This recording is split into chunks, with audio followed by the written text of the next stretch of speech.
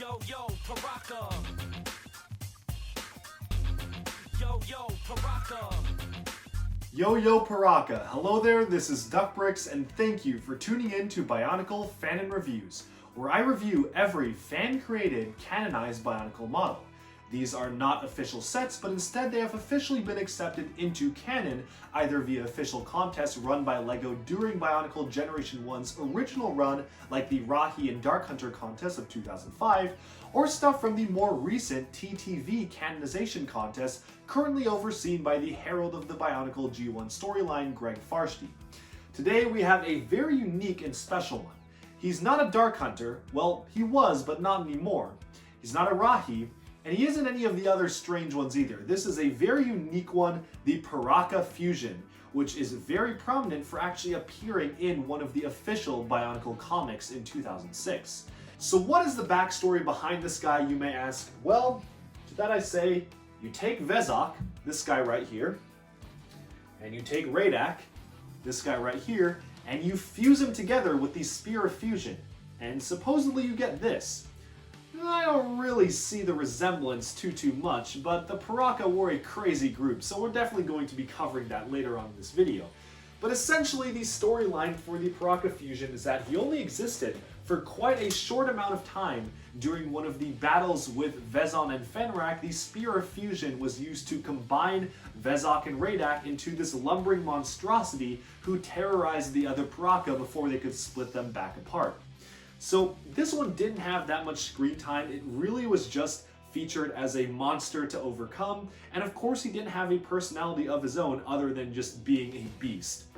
So I will review these models by 4 major points, which I will outline right now. Number 1 is poseability, so can I get this into good poses? Can it hold up the weight of its own weapons? And is it generally easy to pose in dynamic poses? Number 2 is building techniques. So is this just using pieces that have been recycled from existing sets, or is it actually trying to do something a little bit new and fresh and using nice parts usages in unique ways? Number 3 is overall aesthetics. So how does this look completely agnostic of the storyline? Does this look menacing? Does this look like something that could be a fearsome foe to battle?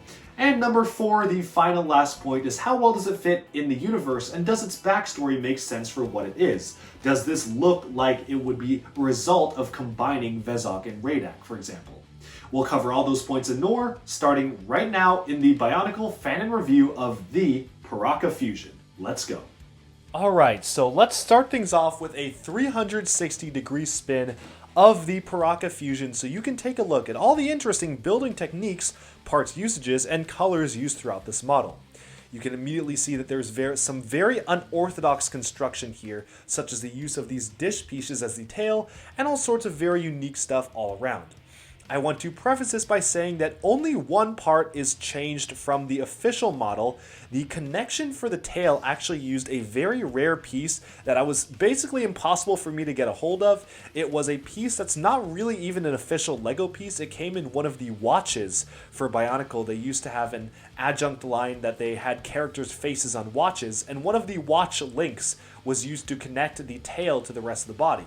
It functions literally the same way as a Bionicle hand, so I just use that instead, and it's honestly probably close enough, I think. I just literally couldn't even find an example of that piece being sold on Bricklink, so my apologies for that. It makes absolutely no difference in the functionality, poseability, or articulation whatsoever, so hopefully it's not a huge deal.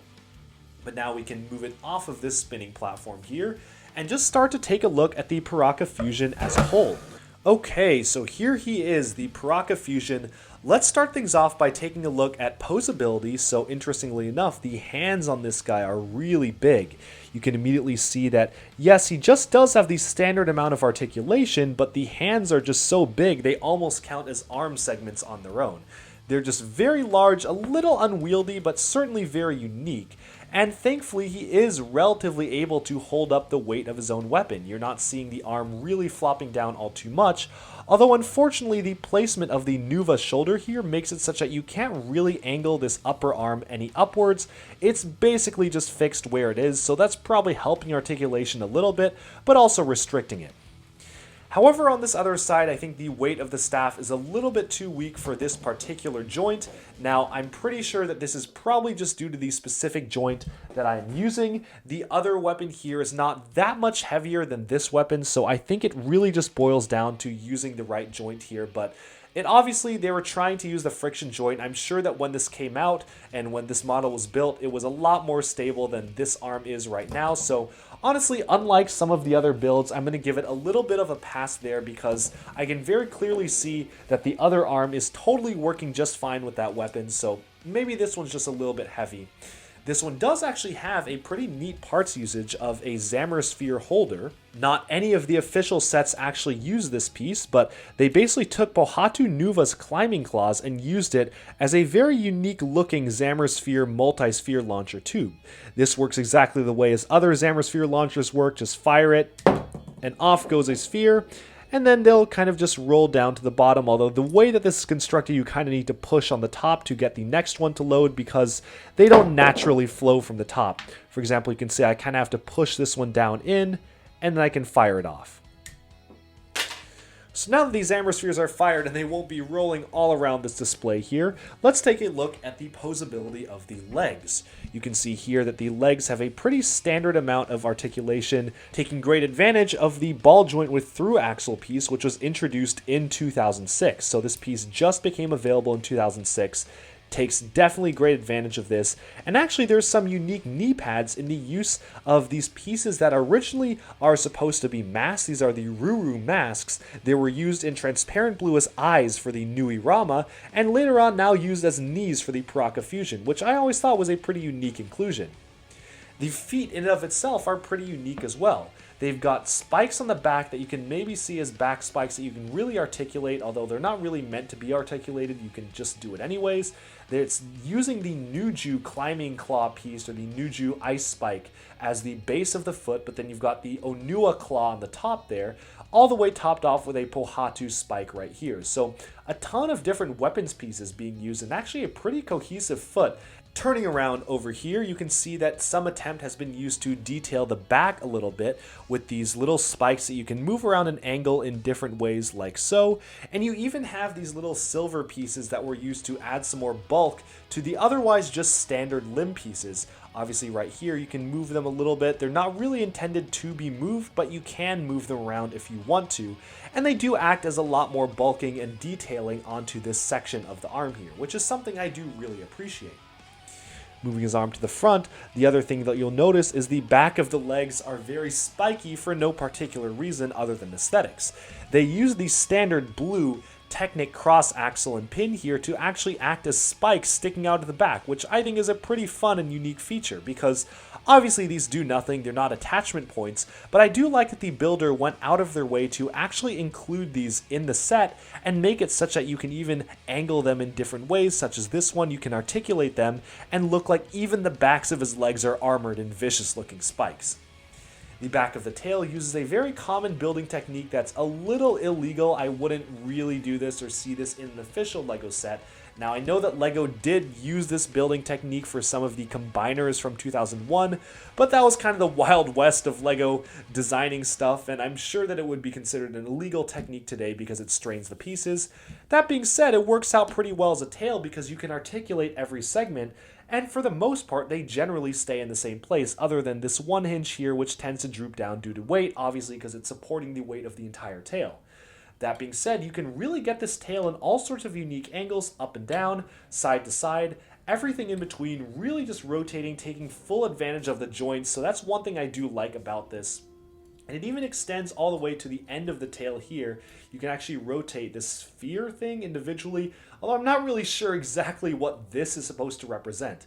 The instruction manual specifically calls for you to use a longer, different color of axle here than here, which was a little bit baffling to me, a little bizarre. I don't know why it's asymmetrical. I also don't know why his tail is just a solid dish. I'm not really sure what the designer was thinking when doing this, but it certainly makes for a very memorable build and one that is not going to be as forgettable as just, say, a spike on the end of the tail. So I'd say in terms of aesthetics, it definitely does something unique and new. But speaking of aesthetics, we can kind of move away from the building techniques and the posability and just take a look at the aesthetics in general.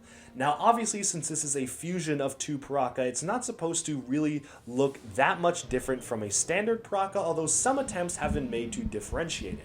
Obviously, over here, you can see that you can articulate each finger individually, which is really nice to get, being able to move around all of these fingers here to actually have him grip his weapons with individually posable fingers. He's actually supposed to have 3 fingers on each hand, although I just, for some reason, ran out of this piece, so I only used 2 on each hand, but you can imagine the third sticking out right here.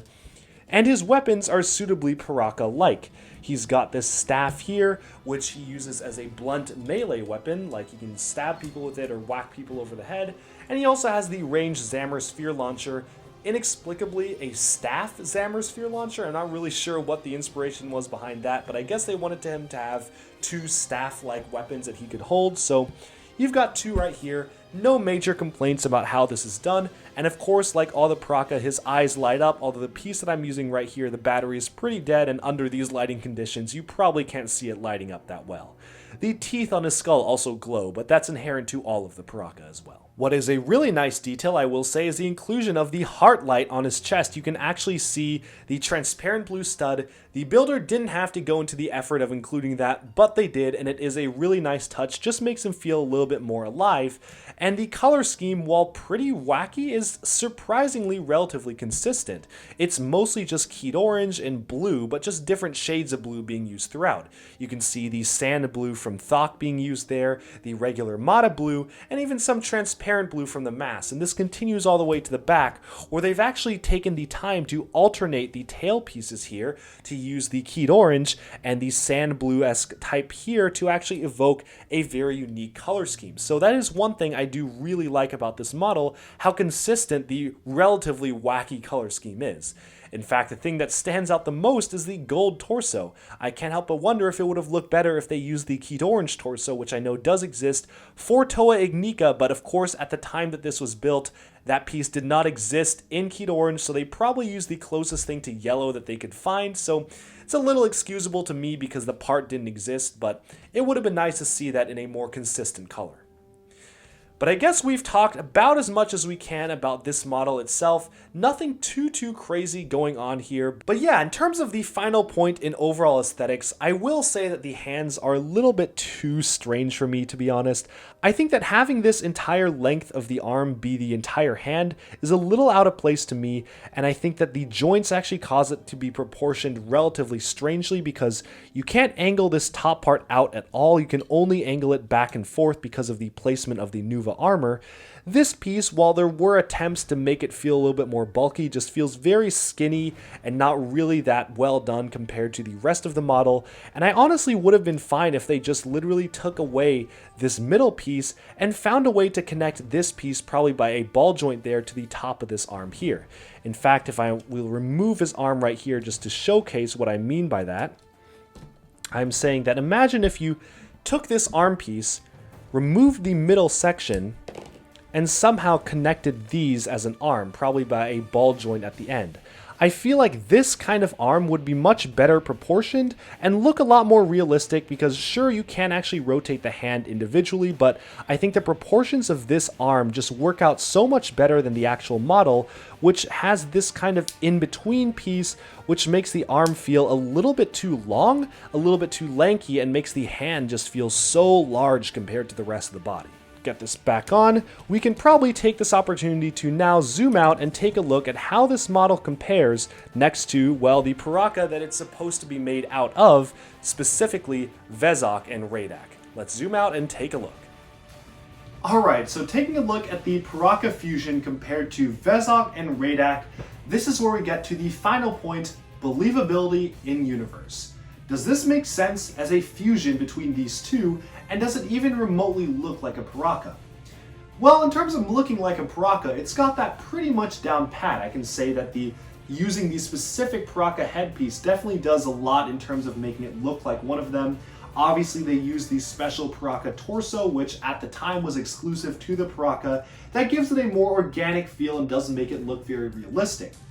even when we get down to the legs and whatnot, I think the use of these sand colors and these slightly not quite Mata or Metru colors of the blues here actually do a lot of good in terms of making it look like a Piraka. For example, Vezok here has a different shade of sand blue and whatnot, so it definitely does sell me on the concept of this being some sort of Piraka. That being said though, does this really look like a fusion between this and this?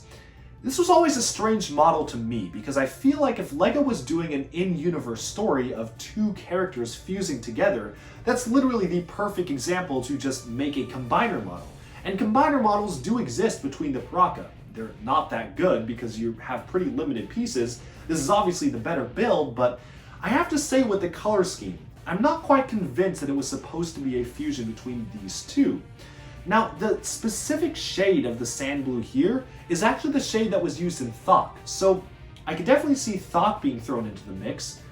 The yellow though, the Keat Orange, none of the Piraka are Keat Orange in color. The closest thing to that is, I guess, the gold on Radak, so maybe I can see a little bit of Radak because of the gold, but then again, there's honestly not much black here. This is a very Keat Orange colored build, which doesn't really correspond to any of the Piraka. So that's a little bit strange to me. I was reading an interview the builder did, and I know what they did is they essentially took the Kitangu set and they combined it with the Thok and some other pieces that they had laying around their collection to make this, which I will say for that, it's pretty well done. I mean, using pieces from existing sets to build this is a pretty cohesive model. But I'm really not just buying it as a fusion between this predominantly dark blue, silver, and sand blue character and this predominantly black and gold character. I'm not seeing that much black. There's one gold piece, and that's a torso, and I feel like that was supposed to be Keat Orange. If the Keat Orange torso existed, I'm sure the builder would have used it. And there's really not any dark blue used on this model at all. Sure, there's the Mata blue, there's the sand or the light sand blue used in Thok, but neither of Vezok's actual colors are used in this model. Not the dark blue and not the sand blue that he uses. In fact, the only one of Vezok's colors that's even in this model is the silver, and that's pretty much restricted just to armor, spikes, and weaponry. So in terms of looking like a Piraka, it's pretty good. In terms of looking like a fusion between these two characters, it's not really looking that good, to be honest. The closest thing that I think makes sense is that it's around the same height, but even then in the comics it was depicted as a Titan monstrosity, so even the height scale doesn't even work. For that, I will give Believability in Universe a 5 out of 10 score. Now, I don't know if this is the fault of the builder. I'm sure that if they were given the prompt, maybe the building prompt was just create a fusion of Piraka or create some sort of Piraka-like monster. In that case, this does its job very well. But specifically by the writers picking Vezok and Radak to be the fusion that makes this, that seems a little bit strange to me, and I feel like it probably would have been better as a, say, combination of Thok and Radak, where you actually get the right color of blue being used. But moving on from this last point, which was Believability in Universe, which is a little rough, I will have to say that the rest of it is pretty good. Taking a look at the first point, which is Poseability, you can get this into very good poses. And sure, the mine model in particular cannot support the weight of this Zammer Sphere launcher, but I do think that's because the joints I'm using are a little bit weak, because again, it can support the weight of this weapon. That being said, I do think it is a major con how you can't even rotate the arms up that well. This is the furthest up you can rotate the upper arm, and honestly, he can't really even hold his weapon in a, say, victorious pose or a smashing pose without just completely trying to orient this upper arm piece in the wrong way. So that's definitely a detractor, and the other thing is that obviously the tail connection here, unless you have it bent to the side, cannot support the weight of the tail, although that's a little bit of a pass because I do like how the tail articulates outside of that one piece not being able to support the articulation. In terms of everything else though, it is pretty stable. I'm not having issues with this guy falling over even with this crazy tail behind him. In fact, most all the pieces just stay on here pretty well. The pieces that fall off the most are, well, what you're seeing right now, which are the masks. So other than that, this stays upright pretty well, I will say, especially given the fact that the weapons are very large and relatively unwieldy, and especially given the fact that the tail is just this massive bulbous disc. The fact that you can even get the tail in some poses where it actually stays up straight is pretty shocking to me. And that's why I'm giving Poseability a 7 out of 10. Sure, the arms could use some work, but the rest of it is pretty good, and he's not constantly falling over like many of the other sets. That brings us to the next point, which is building techniques, where I have to say this one's getting an 8 out of 10 because I love the way this is built for the most part. I love the use of the parts usages of the very simple blue spikes sticking out of the back that just gives it more character. It shows that the builder was really thinking about how this looks like from the back.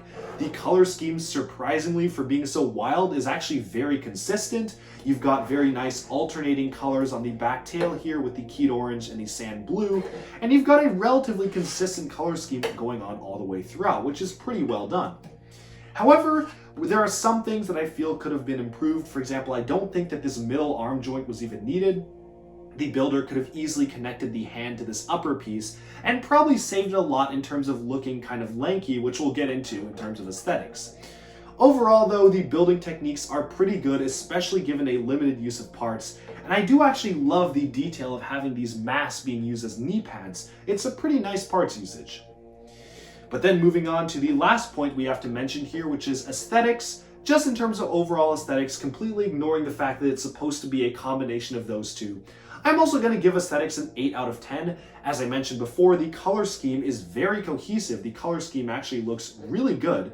I love the use of extra detailing to make it pop even from the backside, like the silver spikes along the back, the blue spikes along the legs, and so on. So definitely something that does a really good job in the aesthetics department. The only thing that I feel is really strange is why do they use these two pieces in particular for the tail? It just feels so bizarre to me. I guess it kind of makes it stand out a little bit, but I still don't really get what this is even supposed to represent. Maybe some sort of a tail that you can use to smash people with, but just having this flat dome dish thingy seems very strange to me. And I feel like while it would have been a slightly more boring option, having this tail end in a spike could have had you be able to fully articulate it without the weight of it causing it to droop sometimes, and also probably look a lot more visually consistent than this very strange, almost like a barbell piece here. But with that about sums up this review of the Piraka Fusion. Definitely not one that I was really looking forward to building, but now that I have it built, I'm actually a lot happier with it than I expected, and it's definitely elevated in canon because it appeared in the official Bionicle comics drawn by Stuart Sager. So would I recommend for you to build this model? Honestly, yeah, and I think there's a lot of modifications that you could make to it to make it even better if you wanted to modify it yourself. But this is just my opinion. Let me know down in the comments below, what do you think of the Piraka Fusion? Do you like it? Do you have it built? And if so, how does it work for you? Let me know also in the comments what kinds of models you'd like to see from the Bionicle Fan Review series, where, again, tuning in every Monday, I'll be posting a new Bionicle Fan Review. Thank you all so much for tuning in, and stay tuned to Duckbricks for even more LEGO news, reviews, discussion, and analyses coming your way very soon. Thank you so much, and bye-bye for now.